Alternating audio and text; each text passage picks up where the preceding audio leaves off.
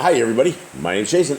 I'm Caden. I'm Jaden. And we are the Yahuwah and the Torah channel, and we thank you very much for being a part of our little reading that we are going to have. It has been a very, very long time. We have been having some incredible situations that we are having to work through out here in these jungles, out here in this world, and probably the same struggles and the same things that you guys have out there. And we're super, super glad that we can spend some time with you guys and hang out and read the stuff. And gents, it's been a while.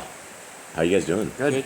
It has been over a week, and I did not get to spend the Shabbat lesson with you guys, and you guys did a tremendously good job with that. I was so impressed watching that from afar, listening to you guys, and it is everything the scriptures has said, that if you train your children up in the ways of Yah to walk, they will not neglect that. And so when Solomon said that, he is very, very true. He's very, very true to that. He wasn't true to that himself, but actually his words were very, very true. And perhaps his dad needed to apply the spanking stick a little more to Solomon back in his youth to actually apply that properly. But here we are, gents. How's everything? Good. What else is going on? You guys have anything happening here? Not really. Nothing. Been working. Working. All right. So here we are, guys. This is Yah Scriptures right here. It's actually out, right? There's a lot of people. They already got their scriptures, or they're being shipped. They were shipped as of yesterday. How many prisoners? 3 or 4? There'll be 4 prisoners. 4 prisoners have received the very first scriptures, Yah Scriptures. There's been 4 prisoners I've been talking to for a very long time. They were on this block to get this.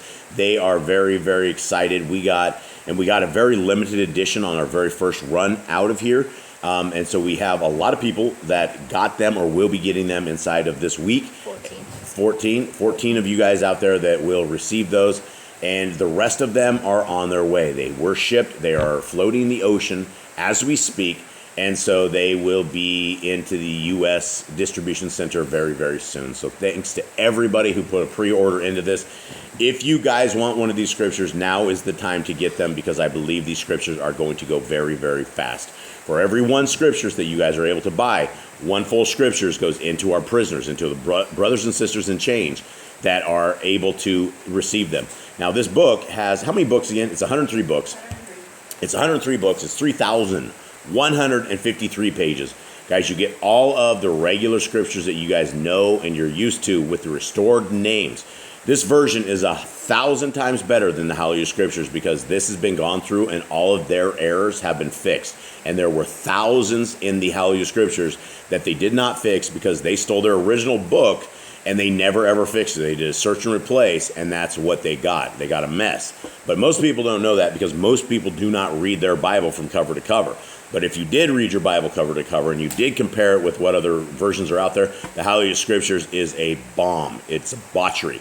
And so this has been fixed, and this is what it should be. It should be an amazing, perfected, or as perfected as we can possibly get as humans, book that is our creators. This is the Yah Scriptures. And this is the amazing part of this, is that it has the Apocrypha in it.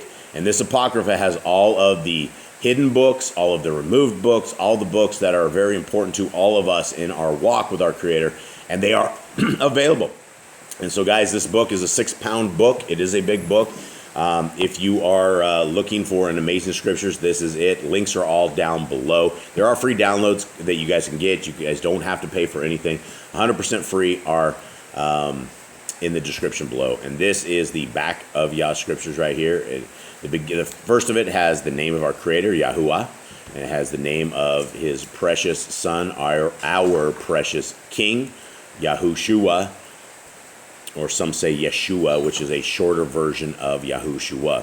Okay, now we are heading into this little piece right here, and this is the Kings of Yisrael. And this is, sorry guys, I'm just popping this thing back and forth. I've done it 4 times now. This is amazing. Okay, so here we are. This is what we have right here, the kings and prophets of Israel and Judah. We have Saul, David, Solomon, the first 3 kings, where Israel was actually under all of one kingdom, where they were all together. They were under the one king, and these were the only times that in Israel's history that they were. After that, they've split. And what you can see here is you can see the northern kingdom and you can see the southern kingdom. The one on the left is Judah. That was the southern kingdom. The one on the right was Israel, and it was comprised of, it's the house of Israel. It's comprised of 10 kingdoms. The one on the left had 2 different kingdoms, Judah and Benjamin. And these are all the kings that you have on the left and the right. You have Jeroboam and Rehoboam and Abijah. And then in the middle, you have the prophets. These are the prophets that went out and were doing the work of Yahuwah when he was telling these guys they need to repent, they need to stop doing what they were doing. And so, Jade, can you give me a quick recap of where we are today in Second Kings chapter 4? We are on now the prophet Elisha. He was trained by the prophet Elijah. He saw many kings. He prophesied many things. And Yahuwah took him up in a chariot of fire. He let him out of there. And Elijah told Elisha, "If you see me go, then you will get the spirit of prophecy that I have." And Elisha has now been going around places, becoming basically the new prophet in charge. Some kids called him Baldhead, and he put a curse on them. And bears came out and ate 40 kids. And he had some anger issues. Yeah, he might have some anger issues. Perhaps, or maybe these kids were just really bad kids. Is there any time to call the bear upon the kids? I don't know. I feel like it's pretty extreme for like them laughing at you being bald. I don't know. All right, well, taking some lives for being called bald. Let's take some notes. We shouldn't mess with people when they're bald heads. Seems like people take it personally. Okay, here we go. 2 Kings 4.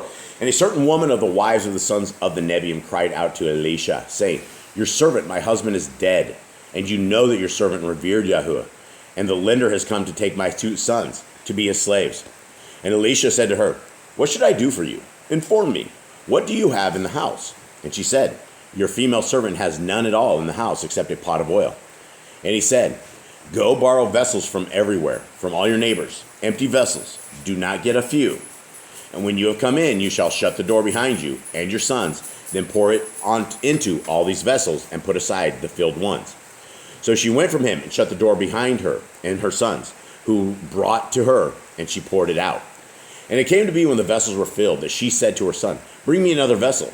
But he said to her, "There is not another vessel." And the oil ceased. And she went and informed the man of Elohim and he said, "Go, sell the oil and pay your debt, and you and your sons live on the rest." And it came to be on a day that Elisha went to Shunem, where there was a prominent woman, and she urged him to eat some food. And it came to be, as often as he passed by, that he turned in there to eat some food.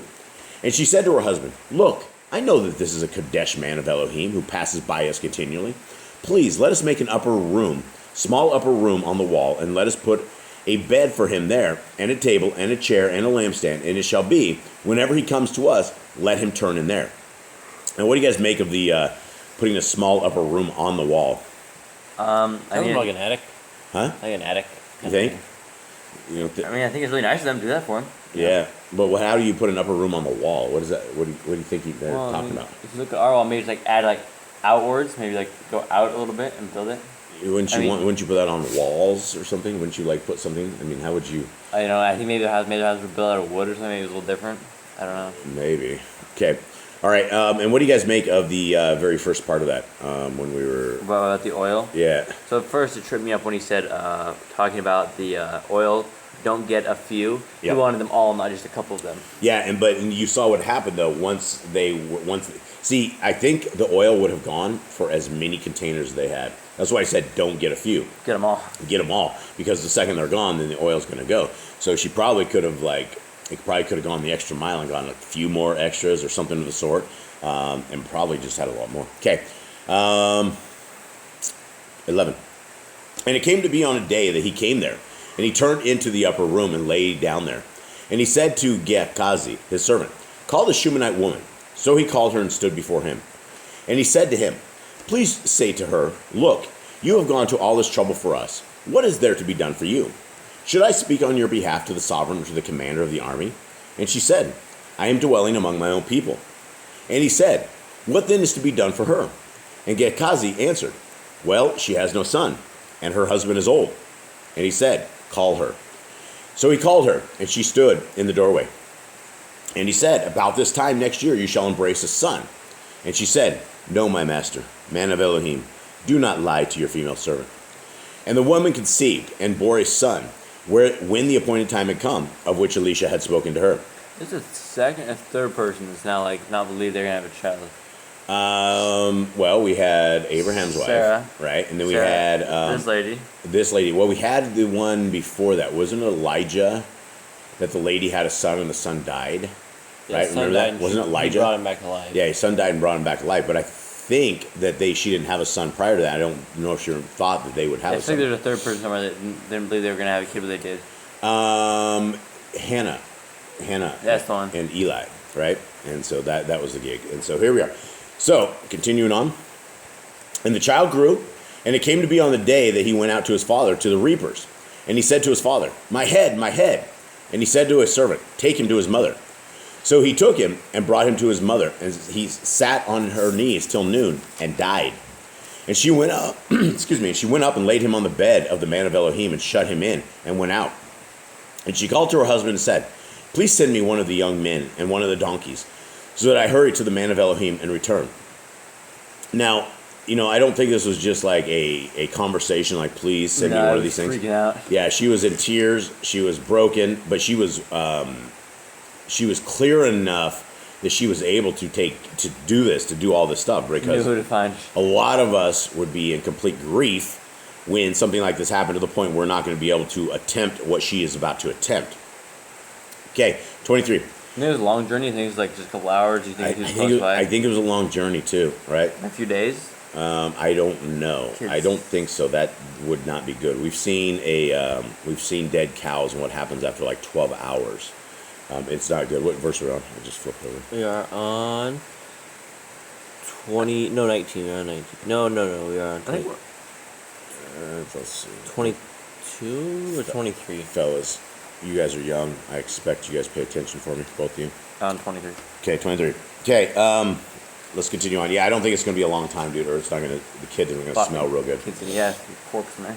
It's like when Messiah was bringing Lazarus back to life, and his sister said, he stinketh. Don't do it. Don't pull that stone back. Okay, 22. and he said, why are you going to him today? It is neither the new moon nor the Sabbath. And she said, it is well. So they're saying this like she's not in grief, or like this is something normal. And she saddled the donkey and said to her servant, drive and go. Do not slow down except I speak to you. I think she missed the part where she had to mention, hey, our son's dead. Everybody would know.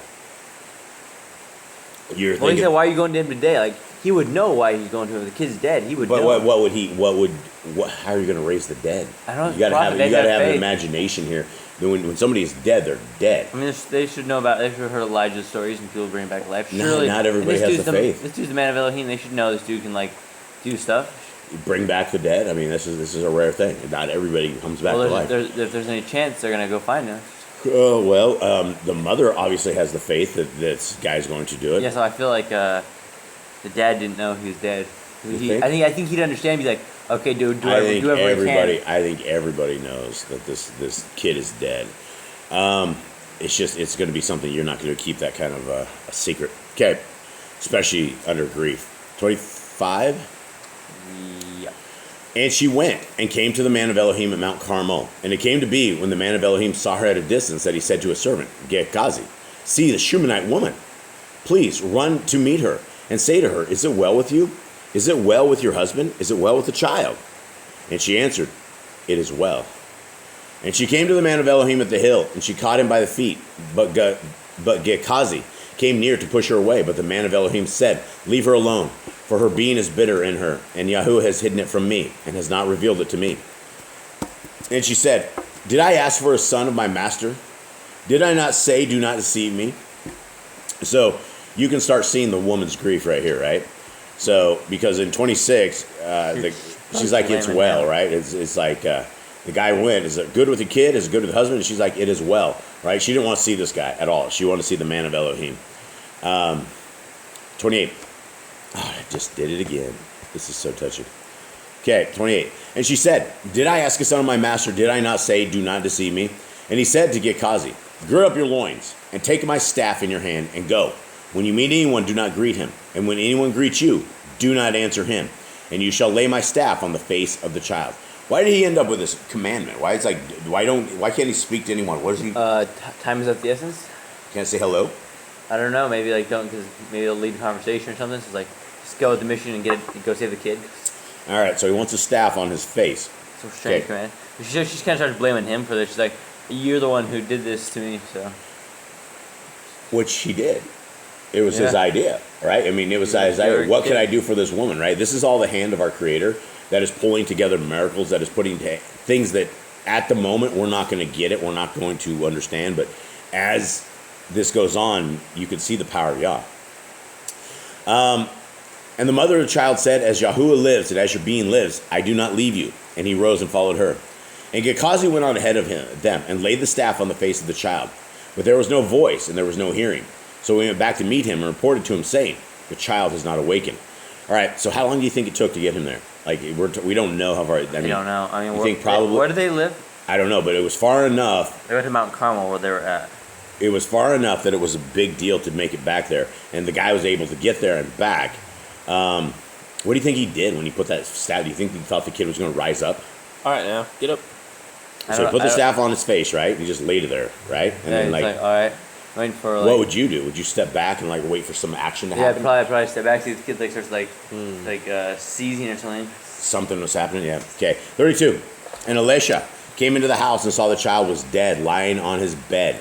And he went in and shut the door behind the two of them and prayed to Yahuwah.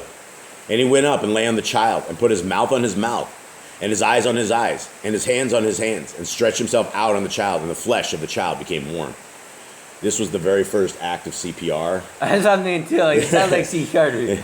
So for, like, Alicia's the one who started cardiopulmonary resuscitation. All right, come back. Yeah, but no, all jokes aside, it was a dead body, right? He put his mouth on a dead body. So he's, what's the Torah say? How long is Elisha unclean for? Isn't it a week? So, It's 7 days, but he has to, on a dead body, doesn't he have to get a heifer? Then he have to get like the ashes of a red I heifer? think so. I'd be sprinkled on him by a priest. I'm sure. Yeah, because you're really unclean. I mean, he probably came back to life. Then he wasn't dead. I guess it's gonna be. He was a dead corpse. I can He only was, but then he wasn't. So I don't know how that works. I can only imagine this is like an expensive miracle. Expensive miracle? How so? Well, I mean, if he has to get a heifer, he's not a. Oh. That's gonna cost some money, you know. Yeah, okay, I got you. Okay, kid got warm. All right, 35. And he returned and walked back and forth in the house, then went up and stretched himself out on him. And the child sneezed 7 times, and the child opened his eyes. What do you think? Why do you think it says 7 times? Why not? Why does it say this child sneezed a bunch of times? Why Maybe does it say that's why his Why- head hurt. He was congested. What's up with 7s? Y'all's. Yeah, y'all loves that number. They all love 7s, 50s, things like that in nature. So it's interesting the child sneezed 7 times. You wanted 7 bless yous. There you go. Okay, 36. And he called Gehazi and said, "Call the Shumanite." So he called her, and she came into him, and he said, "Pick up your son." And then she went in and fell at his feet and bowed herself to the ground and picked up her son and went out. And Elisha returned to Gilgal, and the scarcity of food was in the land, and the sons of the Nebiim were sitting before him. And he said to his servant, "Put on the large pot and cook stew for the sons of the Nebiim." And one went out in the field to gather plants and found a wild vine and gathered wild cucumbers from it, filling the skirt of his garment. And came and sliced them into the pot of stew, though they did not know what they were. So not only did Elisha start the very first CPR, but he also started the story of stone soup. You guys remember that? Mm-hmm. You guys remember the story of stone soup, where the entire village was really, really hungry, and they went out and they were like, "All right, everybody start gathering some stones. We're gonna stick them in there. And oh, by the way, you over there, go get me a couple carrots. You over there, go get me some other vegetables." And everybody just put everything in there, and the entire village was fed with a wonderful thing of soup that they called stone soup. Yeah, that's a story that we hear when we were children. Okay, continuing on. 40. Then they served it to the men to eat, and it came to be as they were eating the stew that they cried out and said, "O man of Elohim, there's death in the pot." And they were unable to eat it. He might not be good in the cooking division. He should stick to the whole prophet thing. That's the day they decided that Elisha should not be the chef. He should stick to the man of Elohim, not the man of he's there for the miracles. He's not there for the chefdom. So there's death in this pot. So probably the worst thing you can hear is a chef. Dude, yeah, can you imagine that? There's death in the pot. That's foul, right? There's something just not good with that. At that point, he's looking at his life like, I should stick to being the man of Elohim. The man of the kitchen is not for me. He's up there praying. He's like, "Yeah, I'm really going to need a miracle now." We've served death to these people. Okay, 41. And he said, "Then bring some flour." And he put it in the pot and said, "Serve it to the people to eat." And there was no evil matter in the pot. So Did the flour do something? Which, I mean, it would still be nasty flour, Death in right? a pot and they threw flour on it. Yeah, the flour in the pot by in and of itself is not going to, I think that's some save it. like a courtesy eating. There was a time when Miss Nicole was, when we didn't have any food in the house, when we didn't have any food for the dogs, we didn't have anything. What we had is we had some spoiled flour, and she started making me sourdough bread with the spoiled flour. And nobody else ate the sourdough bread except for me. And every time she made it, I felt like I was breathing out bugs and breathing out some sort of defilement. And I went on with this for a little bit, and then finally I was like, wife, the flour has gone beyond what it can make. There's death in the bread. There's death in the bread. It's no longer the bread I can bear. And the boys, I think, were smelling it and stuff. We literally had a spot in our times, like a year, where we had no food, no nothing, and we were all eating bad flour simply to survive. And it's not a good thing. I'll tell you what, flour becomes absolutely corrupted, and it is possible to eat, but it really feels like you're blowing bugs out your nose as you're eating it. So we'll continue on. There is death in things. That is true. Oh, man of Elohim, there's death in this bread and pot. Okay, 42. Now a man came from Baal Shalisha and brought the man of Elohim bread of the first fruits, 20 loaves of barley bread and newly ripened grain in his knapsack. And he said, give it to the people to eat. This dude came out of nowhere. He's like, I heard about the death in the pot. Here, have some actual dinner. This is the hand of Yah, right? Here comes the people that are supposed to be taking care of the prophets and the priests, and this is what a tithe is all about, right? This is what it's supposed to be, first fruits, taking your stuff and feeding these people, and all of a sudden, a miracle happened to all these guys, right? They had some soup with some flour, and then they got some bread, and it wasn't the death bread, so it's probably much better. 43. And his servant said, what? Do I put this before 100 men? And he said, give it to the people to eat. For thus said Yahuwah, eat and have some left over. And he put it before them, and they ate and had some left over, according to the word of Yahuwah. Now, where have we heard this particular story? It sounds like Yahushua and breaking the bread. It sounds just like the Son of the Most High, where he fed all of those people, and nobody could believe it, and it just happened, just like that. So there we go, guys. That is the power of our Creator. And as we go forward, and as I speak to all of you guys, I have an enormous amount of stories to let all of you guys know, extracurricular, extra spiritual things that will increase your faith 1,000-fold, because it increased my faith 1,000-fold. And as the future passes before us, I will definitely get some stories of some tales of where I have been over the last weeks. And it is simply amazing that the hand of our Creator will protect you. He will protect us, and He's all around us. And so all we need to do is we need to be loyal to Him in everything that we do. We need to be those who are called commandment keepers, those who are faithful to the word of our Creator. And we must have the faith of Messiah Yahushua, Jesus the Christ. So with that, everybody, we love you very much. We hope we'll get to talk to you guys again, probably be on Shabbat. Until then, much love. All right, shalom.